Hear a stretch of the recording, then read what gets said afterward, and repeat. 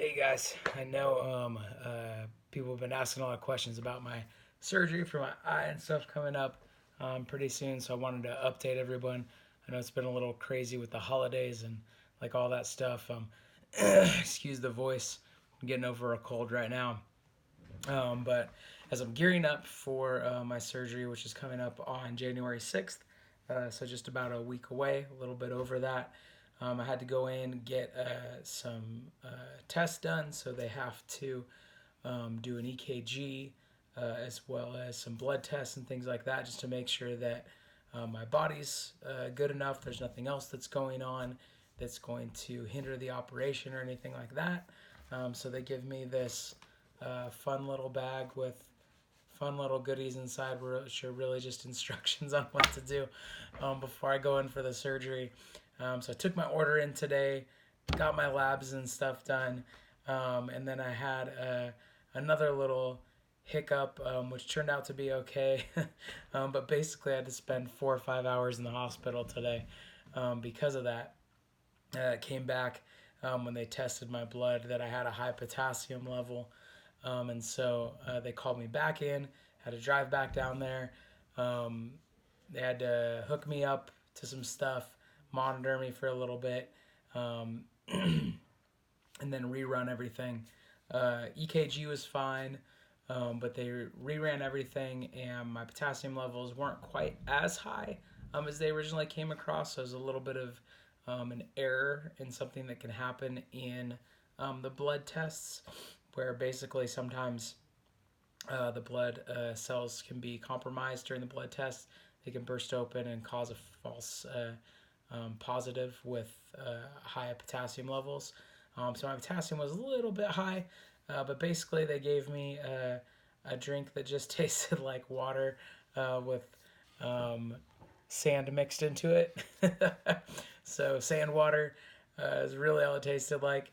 And that should help clear out the potassium, the little bit of extra potassium that I had in my system, and then uh, allow that to kind of pass and everything. So far so good. I should be good for my surgery coming up on the 6th. I will try and be more consistent with posting an update for you guys on a weekly basis for this, because I know people keep reaching out and asking questions and stuff like that. Um, but yeah, the other things that are going on, just as far as like my diabetes and stuff are concerned, is uh, it's when it comes to being diabetic and stuff like that. I think a lot of people aren't all that aware of what it is or what it entails. You think usually when I talk to most people, the first thing that they think of is, oh, you're diabetic, you can't have sugar, and which is mostly true. Like I shouldn't have sugar or anything like that, but that's not the only thing. Even if I didn't have any sugar and I ate no carbohydrates, if I didn't have insulin in my body that I'm artificially putting in, my blood sugar would be way too high and I could still die. So, more than anything, just for a little bit of understanding for anybody who doesn't understand, with diabetes, your pancreas, which, if you think of it as your thermostat for your body, it regulates your sugar levels. So, regulates how much your sugar intake and keeps your body at homeostasis. If I take you back to science for a minute, it keeps your body at an even level. When you become diabetic, what happens is you are now in charge of keeping your body at that level. So you're in charge of acting like your pancreas. You have to monitor where your blood sugar is at, how much insulin you need to take, what you should be eating, what you shouldn't be eating. Uh, your stress levels can impact your blood sugars. Being sick can impact your blood sugar levels. A lot of different things can impact them. And you basically have to play that pancreas now, just using your intellect and your knowledge of when it comes to uh, eating carbohydrates and like different things like that in order to regulate everything and keep it at a certain level. So um, you have to regulate all of that. It becomes very tough.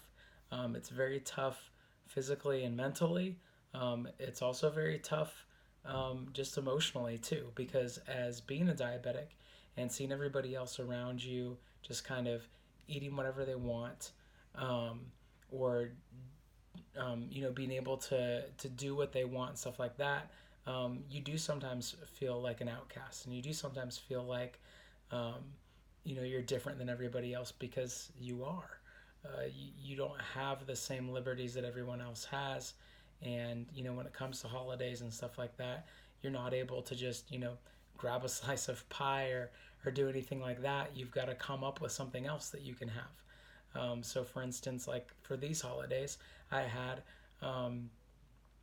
some. We made some sugar-free cookies. Well, not just sugar-free, but more like keto cookies that have like no impact on the blood sugar whatsoever.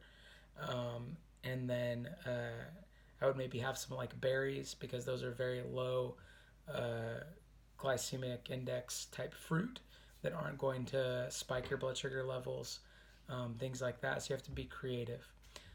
So, anyways, I know I'm rambling. I know this is going to be a long video, but I wanted to share an update as well as, what the reality is when you're when you're diabetic, and what the struggles are, stuff like that. But I will try and post some more, keep everybody kind of up to date with what's going on. If you guys have questions or things like that, reach out and ask them to me. I'll try and include answers to those questions in any of the videos that I post, things like that. Hope everybody's having a great holiday season, and I'm sure the next time that I post might be after New Year's. So Happy New Year to everybody, and God bless all of you. All right, take care. Bye.